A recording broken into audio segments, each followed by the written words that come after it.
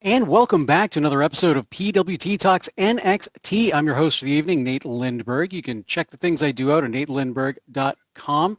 We had a show, NXT show tonight, post Great American Bash. This is a show, NXT for July 15th, 2025. Got a little bit to talk about here tonight. We got a lot going on between TNA and NXT, both in the male and women's or the knockouts division, if we're talking about TNA. And here to talk everything with me, Kelly is off tonight. So Jobin, thanks for filling in. Of course, and I got ample warning this time because any long-term listeners will know I usually get asked halfway through the show if I can cover it. Nate actually asked me last night while I was at his house, so it worked out. Yes, actually, yeah. Thankfully, Kelly actually gave me some heads up too, because usually Kelly's like last second, like, "Hey, I can't do the show tonight." And I'm like, "Oh, right, gotta scramble, but we're good." I usually sit here and expect it, and if I don't, then I watch the show anyway. So it's not like I'm doing anything different than I would be. That's true. That's very true. I appreciate you jumping in, hanging out, and talking some wrestling. So, all right, our main event tonight was Fallon Henley, Jacy Jayne, Jasmine Nix, Fatal Influence. Notice I didn't call them Fatal Attraction for once. Versus Masha Slamovich, Sol Ruca, and Zarya. This came about after earlier in the night. I think it was actually our opener, if I'm not mistaken. Fatal Influence comes out. Jacy Jayne gets on the mic and mentions that she got hit in the throat during her match with Jordynne Grace. So excuse her voice. Her voice was a little gravelly and stuff. Said that her vocal cords were hit. Basically, Fatal Influence just said that, Jacy Jayne's going to be a champion for a very long time. Jacy first ended up putting her two teammates down after letting her down at the Great American Bash, where they ended up losing, but they made up for it at Evolution, where they helped her retain her title. She ended up calling out Masha Slamovich as she's going to be facing Masha on Sunday at TNA Slammiversary. Winner take all, Masha being TNA Knockouts champion, winner take all. So we're going to have I'm assuming we're going to have one champion across two companies for the women. More than likely, I'm kind of expecting some sort of a schmoz finish where we actually get a DQ, we don't actually get a winner, and the titles don't wind up changing hands. I'm not going to be super surprised if we do actually get a title change, because we have seen it now with Trick Williams, so it's not unprecedented. But at the same time, I'm kind of like, we just saw it with Trick Williams. Maybe we're not going to see it with the WWE Women's title. The starting segment, Masha Slamovich comes out, Sol Ruca and Zarya come out to kind of give her some backup, which ended up prompting this match later in the night for our main event.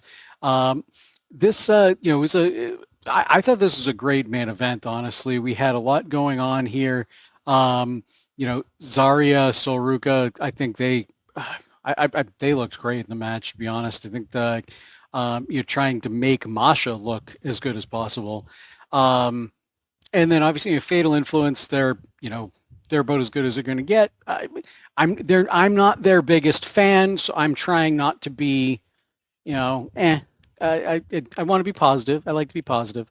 I'm looking forward to this. I'm really interested to see what happens on Sunday. I may even actually order the pay-per-view or figure out. I don't even know. I don't even know how to watch TNA pay-per-view, so I'm gonna have to figure it out. But I may do it. CJ says hi, so we'll say hi back to CJ. It's CJ. Hi, CJ. Definitely caught you on Wrestling Night in America talking all about your experience with Bayley. I'm glad you had a great time. Obviously it sucks she lost and whatever, and you left a little bit early for Evolution, but hey, I'm glad you got that experience, man. I'm glad you got that experience. Mm-hmm. So anyway, with the main event, so we saw Masha pin Jacy Jayne to get the win here tonight. Jobin, What do you think? Does this mean we're going to see a title change where Masha picks up JC's title, or do we think it might be the other way around? I mean, as this happened many, many, many, many, many, many, many, many, many, many, many times in the past with various wrestling titles, Masha won tonight so that when she loses the title, she can talk about how she's already beat her before, so she has a better chance of winning the title back. We kind of know how this dance goes. Um, so, I mean, it seems pretty likely to me, and I know you and I kind of had discussed that prior to the show here while we were watching. Like, she won tonight. Chances are low that she will win going into this next event. I'm not going to put it at 0, but it doesn't seem particularly likely. Yeah, I feel like if Masha got the win tonight, JC's going to get the win at Slammiversary. I mean, granted, that's WWE booking 101 Sure. with TNA involved, and obviously that was WWE under Vince booking 101. Also true. Not that they don't still do that. They don't still do that, right? But they can be a little bit more unpredictable now. So I'm on the fence. I'm like, I think I'm like kind of 60% JC ends up taking it, 30% Masha winds up taking it, and 10% there'll be a DQ. And the titles don't change hands whatsoever. I wouldn't put my percentages a whole lot different, to be honest. Yeah, no, I wouldn't. I wouldn't think so. I wouldn't think so, really. I think that sounds about right. Sounds about right. Yeah, I don't know. I'm certainly looking forward to it. And we'll see. We'll see what happens. It could make. Oh, what's sorry. that? I was gonna say, I have to say, even after what, 3 matches this weekend? I can't remember. There's a lot of wrestling this weekend. Well, if you were watching WWE, it was 3 shows. If you were watching AEW too, it's 4. Yeah, but with all of the matches. So, oh no, that's what it was. Yeah, she had a match. Soul Ruka had a match Friday, Saturday, and Sunday, I believe. Yeah. So, yeah, and then again, she had a hell of a weekend, and then to roll into this also quite good main event is very impressive. Oh yeah, no, definitely. Soul, I think she is somebody that the company is really going to be relying on going forward. Once she hits the main roster. I mean, the fact that she's a dual champion right now and all of that, I think says wonders. For what's going to happen once she actually gets up to the main roster. We saw I think it was while I was watching because I didn't get a chance to watch Great American Bash until this morning. We got to see the Speed title again. Yeah, I know. She was actually wearing it, not like covering it or holding it like kind of out of view. Like she just was wearing the Speed title. That was weird. Yeah. It a little bit. And I don't know if like the contract or something has changed with Twitter, because I refuse to call it anything else. I don't know if like the contracts changed with them or anything like that, but I know initially like it was only supposed to be shown on Twitter. But my guess is that so few people actually watch it on Twitter. They want to show it on TV. They'll actually maybe, oh, what's that? The only reason that I know is my boss will still actually uses Twitter regularly and will let me know if somebody is has a match, like somebody that the two of us has a match, or if the title changes hands. But I don't follow it personally. I would have no clue. Yeah, no, I hear that. I definitely hear that. Couldn't tell you who the men's champion is right now, because he and I both are much bigger on the women's side of the roster. I can't either. Right. I got to look this up, because now it's definitely not Ludwig Kaiser. El Grande Americano. That's right. It's El Grande Americano, who just took it off of somebody. That's how little I follow this. No clue. Oh, I hear that. So I don't know. We'll see what happens on Sunday at Slammiversary. Like I said, I think I might actually try to watch that if I can. I got a couple things going on Sunday, but if I can, I might actually buy it. there's a lot of implications, not just between, not just for this, but also, for Trick Williams, his TNA title. So while we're talking about Trick, Trick obviously earlier in the night kind of put down Team Undertaker on looking at the, I don't know why I always want to call it looking for group. And that's just because I played World of Warcraft for so long. Too many MMOs, Nate. I know. Too many. I know. Looking for group. So obviously he puts down Team Undertaker. Undertaker winds up calling the one without a tooth. I don't remember his name. I don't remember any of their names off the top of my head. I didn't write it down. So Undertaker winds up calling out Trick Williams on Twitter, and we're now going to see the Undertaker confront Trick Williams next week on NXT in Houston. What do you think? Is this like a cool crossover, or is this a little gimmicky for you? I mean, it's pretty obvious this is just to promote LFG, which is fine. Like, but yeah, I mean, it's kind of gimmicky. I guess we'll see what it is. Just because it's gimmicky doesn't mean that it can't still be fun. But yeah, it's very obviously just a promo or promotional material for. Yeah, and they're going to be in Houston. They're going to be in Houston, where Taker's backyard. I know he's in that area, at least in Texas, anyway. Yeah, and they mentioned Booker T and I want to say Michael Cole might also live in Houston. Like there's a lot of wrestling presence in the Houston area. Oh yeah, no, Houston, a lot of wrestling history in Houston, and all of that, Sportatorium and all of that good stuff. Yeah, I don't know. I figure may as well bring that up while we're there, because that's just been on my mind.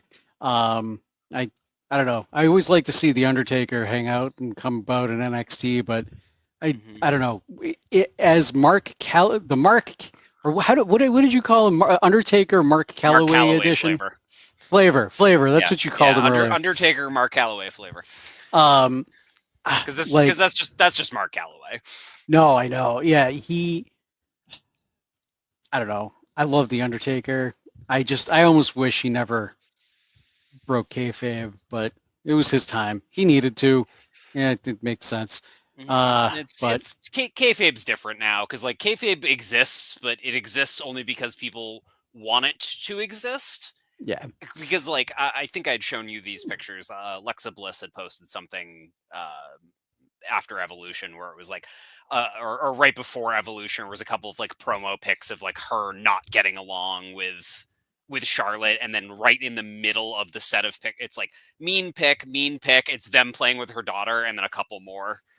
So like kayfabe exists, but like people understand what it is. Right. Much more so than even 20 years ago, or rather than hiding the fact that it's a scripted product, it's people choosing not to believe. Let's see, what else did we have tonight? We had a triple threat match between the family, between Channing Stacks Lorenzo, Luca Crucifino, and Tony D'Angelo. Leading up to this match, we got 3 separate video packages. Part 1 was kind of showing the rise of the Dawn in NXT, the Tony D'Angelo's kind of his debut, him on Team 2.0 during War Games, like 4 years ago now. I think that was 4 years ago. I think it was 4 years ago. Wow. And just whole bunch of stuff, kind of him leading up to recruiting Stacks and Two Dimes, who was left out of this, posthumously, assumingly posthumously, because he got thrown into a river. We never heard about him again. But anyway, yeah, so that was the second one. And then the third one was more about the family, him bringing, D'Angelo bringing in Luca and Rizzo, and then the eventual breakup of the family. I thought they were pretty well done video packages to kind of give you, I mean, obviously a quick recap because this is a 4-year long story now.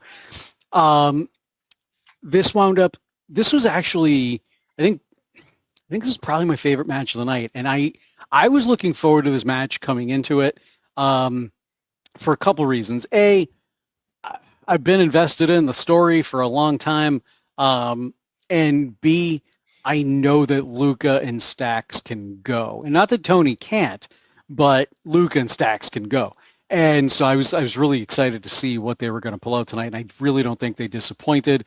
We ended up seeing Tony D'Angelo spear, it was Stax, through one of the walls. It was, clearly cardboard, but yeah, we're going to just we'll ignore the fact that it was clearly cardboard. Well, I mean, hey, drywall is just thicker cardboard, right? Yeah, that's true, actually. Like, I know. Why do we make our walls out of paper? It's what the Europeans want to know. America, I don't know. Yes. And we ended up seeing Tony D'Angelo win with win by pinfall, where he wow, why can't I talk tonight? He won by pinfall after spine busting Stax. That is one thing Tony D'Angelo can do extremely well, is that spine buster. And when Tony D'Angelo walked away, he left his hat behind, as Brock Bennyfield points out in the chat. He left his hat on the ring post. They made a big deal about, well, I wouldn't even say a big deal, but they made a note of it on commentary when D'Angelo was making his entrance. He put his hat on the ring post, and they said that the last time that he did that was right after he was crowned the Dawn. So, they like, is this some sort of, it's a symbolism or whatever? And it's like, yeah, of course it's symbolism. You're pointing it out. Mm-hmm. You really want us to know about the symbolism, in fact. That's why you're giving like 1 to 2 minutes of live commentary about it. Exactly. Yeah, they talked about it. They did. They talked about it for a little bit. Yeah, a couple of lines back and forth, which is, it's not a one-line throwaway. Yeah. It's like I said, D'Angelo walks away without his hat. So, does he realize the family's done? Is he moving away from being the Don of NXT? My guess is yes. I think he's still probably going to be a similar character. I don't want to. When I say the word gangster, I'm talking more mafia style gangster than we might think in today's culture, in today's world. But some sort of something like a gangster type character, or street character, something. I don't know. But I don't think he's going to stray too far from that character. Luca and Stax, on the other hand, I don't know. I don't know where they're going to wind up. I think they should stray from those characters personally, but Tony's going to stick with it. They need to do something different if they want to distance themselves. Exactly. Otherwise, they're going to be wrapped up in their own shit over and over and over again, which could work. But if they, aren't looking to do that, somebody needs a gimmick change somewhere to set them apart. No, 100%, 100%. So it's, I don't know. We'll see. We'll see where this winds up going. I think, like I said, Tony's going to wind up sticking with a similar gimmick, and then, like you said, Luca and Stax. I think they need to do something a little different, and it can still be in a similar vein, but it needs to be different enough that kind of tries to separate them a little bit from the D'Angelo family. And quite frankly, I don't know if much is going to do that. They've been so ingrained in the story for so long, Stax especially, because it's been 3.5 years now for Stax, maybe even longer than that. So it's going to be tough. I think it's going to be tough for both of them to find their footing going forward, but it's not impossible. I think Brock's got a good point there in the chat if you want to. I don't think I can click oh, yeah. I think Luca has the most potential to be totally repackaged, more so than the other two. Hmm. I would 100% agree with you on that, Brock.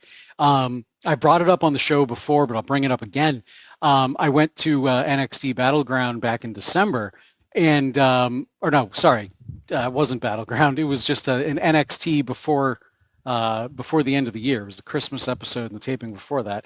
I went to Battleground a few years ago, but during that taping, Luca was one of the two people that really, really stood out to me. The other being Jada Parker, and the reason being for Luca is during commercial breaks. He was talking with the crowd. He was engaging with the crowd.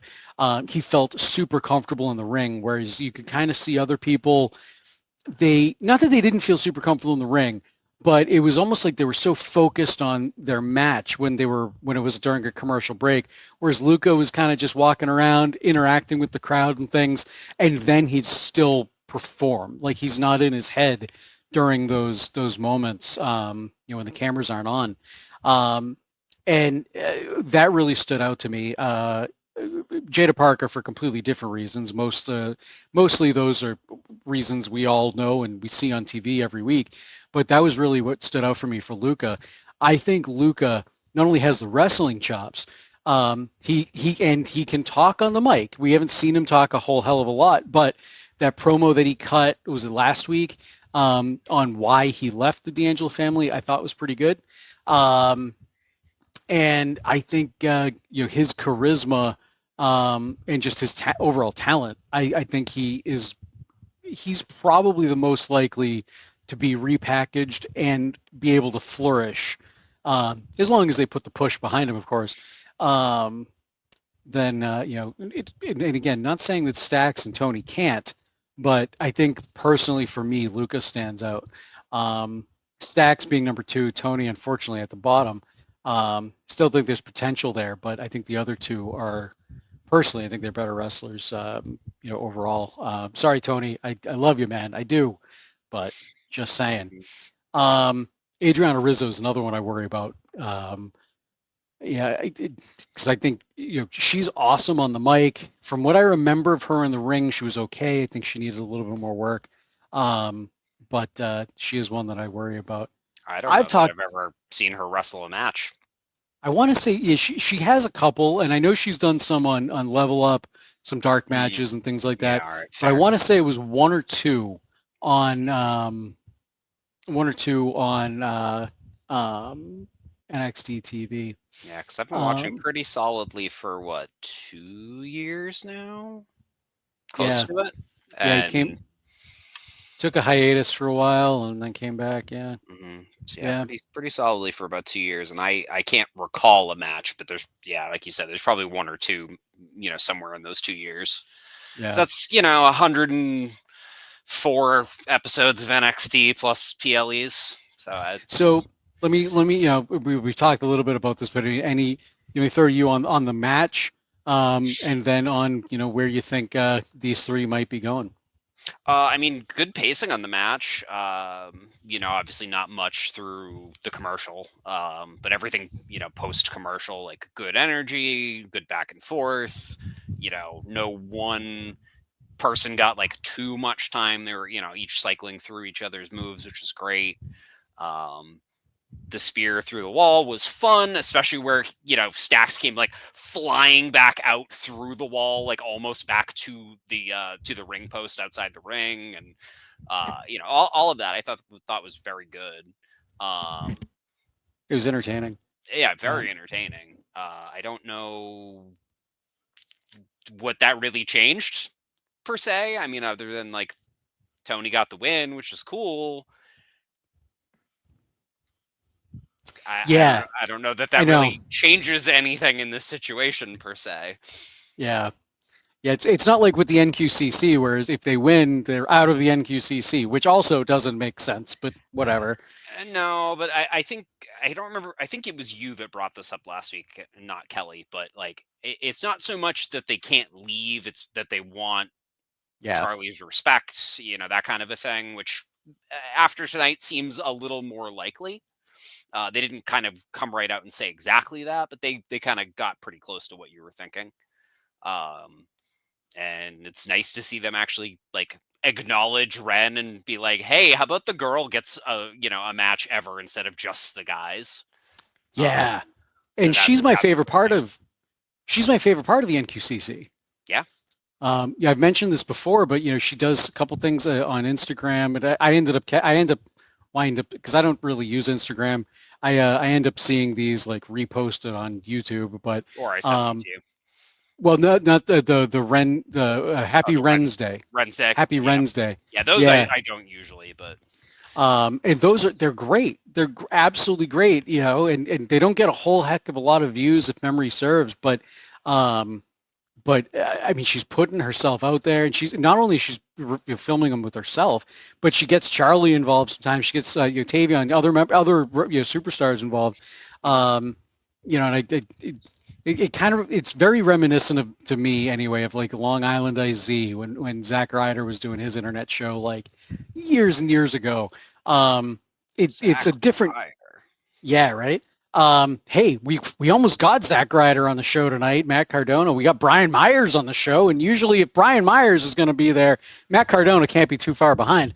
Crazy thing though, did you see who just beat Matt Cardona? No. Shotzi. Oh, really? Yeah, Shotzi's now that. King of the Indies, I think, or Queen of the Indies. I don't remember if she's continuing King of the Indies or if she went to Queen of the Indies. Oh, that's great. Yeah, no, I didn't notice that. Over the weekend or maybe the previous weekend, I don't remember. But yeah, I thought that was kind of fun.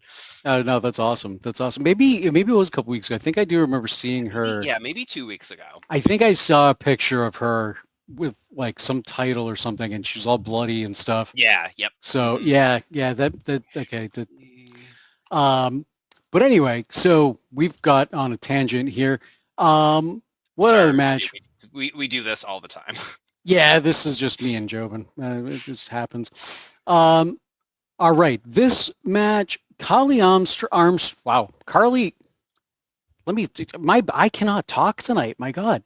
Carly Armstrong versus Carmen Petrovic for the WWE Evolve Women's Championship.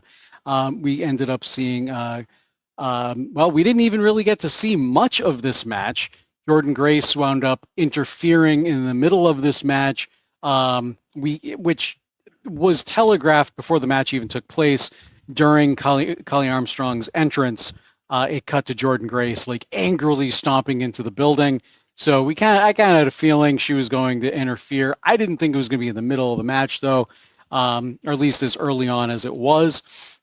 I was kind of interested in this. I haven't seen Carly Armstrong wrestle yet. Obviously familiar with who she is and in the Evolve Championship. So I was kind of curious to see how this is going to go. From what I saw, I enjoyed. But like I said, Jordynne Grace makes her way down to the ring, calls out Blake Monroe for what she did at Evolve when she turned on her, and potentially aligned with Fatal Influence, but we still don't know that for a fact, or if it was just a heel turn. And then we ended up seeing Blake Monroe not show up, but immediately cut to a video package that she had put together apparently, and convinced the sound guy or video guy, whatever, to play right at that moment. Talking about, and I actually really liked this video package. It was a video segment, kind of like a news type article about how Blake Monroe hates everything about Jordynne Grace. I thought it was pretty well done. Very well produced, as WWE always does. I don't know if this is still like a Sabrina Carpenter type of a ripoff. I'm not familiar enough with Sabrina Carpenter to really know that.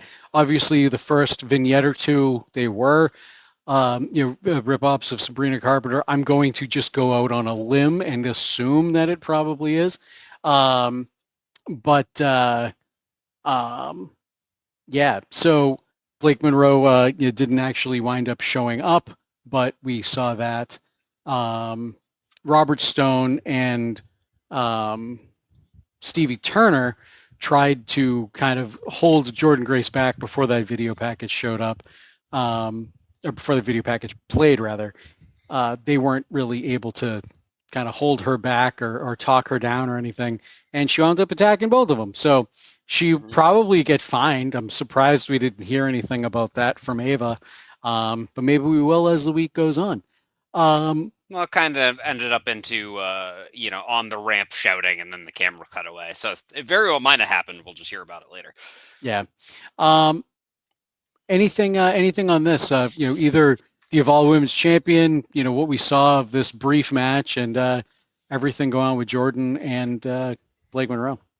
I guess the only thing I have specifically about that was kind of a bummer to get 2 no contest finishes in a row, because we'll get to this in a minute, but so that was kind of a bummer. I would have liked to see a little bit more of that actual match, because I feel like a lot of the times Carmen too has not been put in the best roles in a lot of these matches, especially in recent memory. I feel like she's lost most of them, which somebody's got to lose too. That's fine. But it'd be nice to see her get a little push at some point too, because I feel like she could probably do it. She seems to have pretty good in-ring chops, decent at least on the microphone, but hasn't gotten a whole lot of time to do that lately either. And then the promo, I think it'll be fun. I think it'll lead to a really good match. Jordan Grace is a lot of fun to watch. Oh, always. Yeah, and our little muscle muffin. Yeah, a little muscle muffin, which I guess we're not going to hear anymore because Blake Monroe's a bad guy now. So I don't know. I'm just hoping the crowd remembers it and starts chanting muscle muffin again, because they did last week. So I almost forgot about it. Muscle muffin. Oh, and before I forget, because the chat is chatting. Way back before we even started the show, Ryan Solorio said, "Missed the show because I was watching Superman, so I just came on to say horseshoe." Hey, you know what? Thank you very much, because I did not see that. I didn't think you did, because you were doing some other things before we got started tonight. So yes, I was having some technical difficulties per usual before we started the show. It's not like I'm an IT guy or anything. But that's usually when it happens. That's why I got out of IT. I got out of IT, all my shit stopped breaking. Yeah, right? I'm not even exaggerating. I mean, I'm exaggerating a little bit, but not as much as you might think. Oh, yeah, seriously. All right, so you talked about another disqualification finish. We saw Dark State take on Joe Hendry, Mike Santana, and Trick Williams. This was a chaotic match, as I think we predicted it may be. I don't know if we predicted it, but I know I thought it might be. I don't know if I actually said it on the show or not, because we did know this was coming after last week. I like the idea of putting Trick, Mike Santana, and Joe Hendry together. Obviously, the three of them embroiled in the TNA Championship, angle. So can Joe Hendry and Mike Santana coexist with their bigger rival, the TNA champion Trick Williams? Can Trick coexist with them? Ava gave him a one of those get along shirts that's got like multiple neck holes that you see people are stuck together. She just kind of put a big one of those on them. Yeah. Complete side note, I've been binge watching Taskmaster, and goddamn, that would be a great team task. It would. Put some. Yeah. Anyway, if you guys haven't watched Taskmaster, you should. It's a British show. You can find it on YouTube, because I don't know. I'm in US. So anyway, I don't know why I started talking about tax like that. Anyway, because I come on the show and you then ramble. Yeah, you throw me for tangents. I do that. No, so Dark State. I want to like this stable. I really do. I get so many vibes of Retribution. It's not even funny. Because they come out, they wreak some havoc, and then they do some stupid stuff. Like it was probably a couple months ago at this point, we saw them backstage just asking somebody for a match rather than taking it. or we just see weeks and weeks and weeks of cryptic promos and things. Finally, tonight, we see them in a match. We see them being very dominant. Obviously, Trick, Mike, and Joe, they got their stuff in as well. And this obviously ended in a DQ when TNA's The System wound up making I wouldn't even call it a save, but they come out to kind of make the save for Joe Hendry, Mike Santana. Brian Myers, Eddie Edwards, and JDC were the three members of The System, came out for that. Again, sidebar, Eddie Edwards, local guy. Me and my roommate way back in the day, I think we were still in high school. We'd go to local shows, watch Eddie Edwards and some of the other guys, and the World Wrestling Federation of America, head up by the late great Steve Bradley, local legend.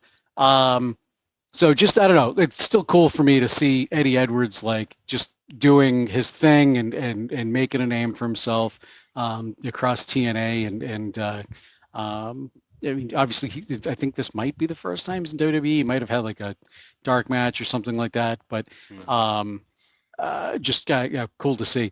And always nice to see a random Fandango appearance as well. Yeah, exactly, right. And Brian Myers for that matter, right? Now he's winning. He's not on a losing streak.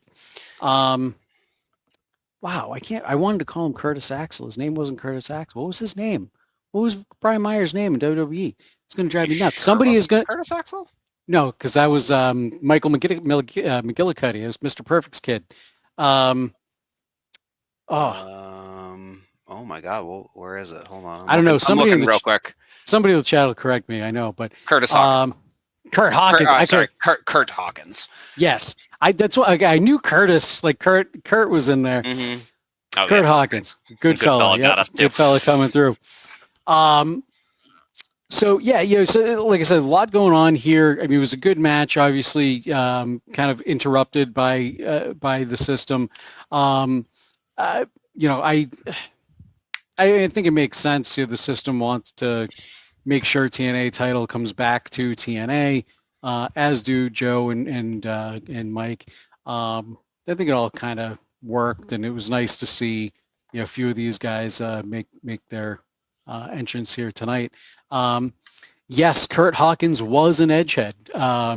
Brian Myers and Matt Cardona, they were the two edgeheads. So let's see what anything. Yeah, I don't know if I don't think I cut to you on that. No, I don't really have a lot more to add there. Again, I feel decent match for the part that we got before the DQ, and it's pretty much just hyping up Slammiversary, so wasn't really expecting a whole lot out of this match myself going into it. But it was still, a good match, certainly worth the watch. Wow, and I think we actually hit all of the matches for tonight. Did we? We did. That wasn't our opener, was it? Yeah, that was our opener tonight. Well, the opener was the... Oh, that's right, because we had the opening Fatal Influence promo, stuff. Right. Yeah. Yeah, actually we did. Everything. We actually just hit off on the matches. Yeah, it was only, 4 matches tonight? 2, yeah, looks like it. 3... Yeah, only the 4. Wow, felt like more than that, I guess. Yeah, seriously. Even though 2 of them got cut short. I don't know why it felt like more. Yeah, no, it totally did. I guess that's a mark of a good night, when it feels like more happened than did. Than it really did. So we let's talk a little bit about the world title scene, the NXT world title scene, men's title. So Josh Briggs kind of called out Obafemi again tonight. Very intense promo where he said a couple things that made both Jobin and I laugh. I know that, such as he has some of the best singles matches in NXT history, which I literally laughed out loud when he said, because I don't think anybody have even a single match that's more than a 2-star match in NXT as a singles match. I don't know. He's a bad wrestler. It's just he's not in. In his defense, he was the last Evolve champion before WWE bought Evolve. So he was the last independent Evolve champion. He is a good single star, but it was just it was so, I don't know if tone deaf is the right word. I don't think it is, but it's exactly what you want a heel to say. It's Yeah. exactly what you want a heel to say. Yeah, it was too like too rote, too by the book. Yeah. I hear what you're saying. And so he calls out Obafemi, basically saying that he wants a title shot. He's been here for 4 years. Inamura has only been here for less than a year. Already got a title shot. It's his time. Obafemi comes out and says, "You don't deserve it. You don't fight with honor." Yoshiki Inamura obviously does fight with honor. He was upset. He, being Inamura, was upset that Briggs interfered on his behalf during the Said Great American multiple Bash. times, "You don't speak for me," which is reasonable. Yes, and when Inamura did come back, did come out, he's like, "You don't speak for me," which I think is perfectly acceptable. Like, don't speak Happens on behalf all of. the time in wrestling Oh when it God. would piss anyone else off in real life so bad. Yep. Um, but Brock in the chat, much respect to Briggs, but he's too bland. He doesn't have the magic. He doesn't have it. And I kind of agree. I think his ceiling is probably mid card, upper mid card. I don't know if I see him holding an NXT title. I don't think I see him holding a WWE championship, and that's fine. Not everybody's going to be a champion. Um, I mean, one of the things Kelly says all the time, and I completely agree with, is if you can be the Miz, be the Miz. And I can see Josh Briggs in a similar role, um, similar role as time goes on, because he's a good wrestler. I feel like he's a safe wrestler. Yeah, But I don't know that he's injured anybody, at least not in yeah, not to his my knowledge. NXT, or, at least not, obviously flukes happen, but I don't know if he's like injured anybody by botch or anything like that. Yeah. But yeah, he's taken the Dijak role, as Goodfella says. God, if I can pull this up, I will. I ended up going to a local show. Dijak is now a trainer at one of the schools, locally, and he's doing some wrestling for them. And I got this amazing picture of Dijak, because I was sitting front row. Dijak up on the turnbuckle, holding out a can of Mountain Dew, and like, because his character drinks Mountain Dew like Stone Cold drinks beer. It's a comedy wrestling thing. It's funny. For those that aren't aware of very, very local to us indie wrestling, he was playing kind of a bad guy Russian, I think. Russian, Like who's Russian now bad guy role. Yes, Volka. Oh God, Volka something is the character name. And he's playing a bad guy. He was playing bad guy Russian in this last show. He like tears off all of his Russian stuff, and he's in United States gear, red, white, and blue, drinking Mountain Dew. He had Mountain Dew down his trunks, pulling it out like Steve Austin would be catching him. It was and this is hilarious. also a themed promotion where all of the wrestling occur like once the show starts, it's the 90s. So yes, it takes place in 1997. Seven? Well, yeah, 1996 last year, but now this year it's 1997. Right. Yeah. Okay. Yes. So it's a themed promotion. So Mountain Dew was, God, even bigger in the 90s than it still is. Yeah. Ricky Smoke's also part of that promotion. Who we saw, I think we saw briefly on a recap tonight. Yeah, because he was tied up in the Ethan Page stuff. Yeah, Vanity Project. But yeah, so going back to Obafemi, because we started talking about Rad Pro and Dijak and stuff. This triple threat we've got coming up next week. How do you feel this is going to go? Obafemi, Yoshiki Nomura, and Josh Briggs. What are your thoughts? I really don't know, because I was a little surprised when we had Inamura as or in a match with Oba at all. Like, that is not a match. Like, not that he's not terrific. It just like his position and what it has been on the card in a tag team, like not at all what I was expecting. Though obviously they kind of sent him away for a few weeks so they could bring him back and kind of change things up. So yeah, I don't know. I mean, I think there could be a lot of potential for this match. I definitely think we're going to see some stuff in there that's going to cement this, breakup between Briggs and Inamura, and then we'll be able to start a feud with the two of them, presumably. So I think it's could be a fun match, but I think it'll do well to set up a potential feud here going forward.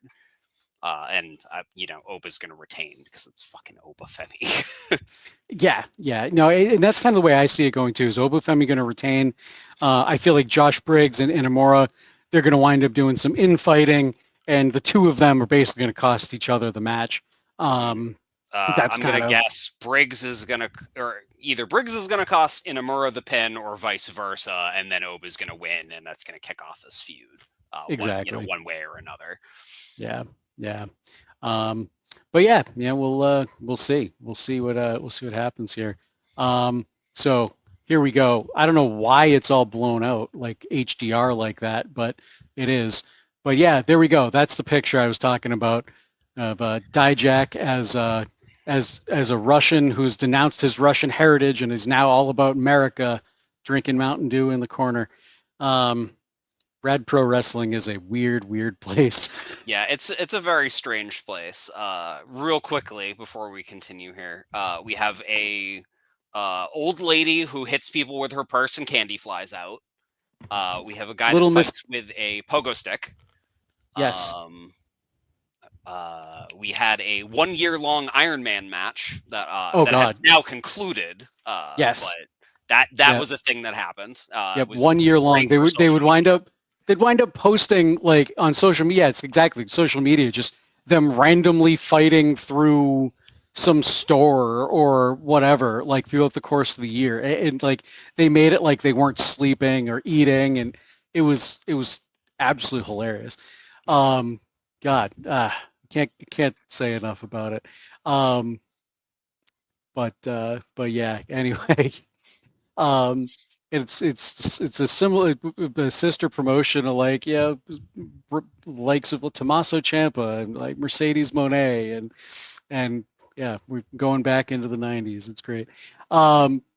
Anyway, we completely off the rails at this point. The doctor is in. Salutations, gents. I hope this email finds you well. With the main event in mind, I found myself reflecting on the TNA NXT relationship. In general, I think the relationship's been great and mutual this far into the linkage. How would you rate and assess the combination? I've only seen a little bit of Masha Slamovich, but I've certainly heard her name a lot. And as with some of the other TNA talent and appearances, I'm very excited to see her on a more national stage. Lastly, in the wake of the Great American Bash, how do you think the outcomes of the show will impact the second half of 2025? Ooh, that is a big picture question, Kevin. Yeah. Thanks as always. Go VIP and listen to 8YB. Office hours are now over. The Professor, Kevin P. Catani, PhD. So in terms of the relationship between TNA and NXT, WWE, NXT, I think it's been great. I think it's benefited both promotions. It's getting people involved in TNA. I mean, let's put it this way. I hadn't watched TNA since like the Kurt Angle, Kevin Nash, Eric Bischoff days, right? Like 2008, whatever. Anything that I'd really watched TNA or Impact related would just be some sort of a clip that I saw on Reddit or YouTube or whatever. But I've gone out of my way to watch a handful of Impact episodes over the last few weeks. I might go out of my way this weekend as long as I have the time to watch Slamversary. So it's definitely bringing eyeballs to TNA that may not be, may not normally watch TNA. WWE doesn't obviously need the rub, right? But anytime, as far as I'm concerned, anytime wrestling promotions work together, it's a good thing. It's going to be good for the fans. It's great for the wrestlers.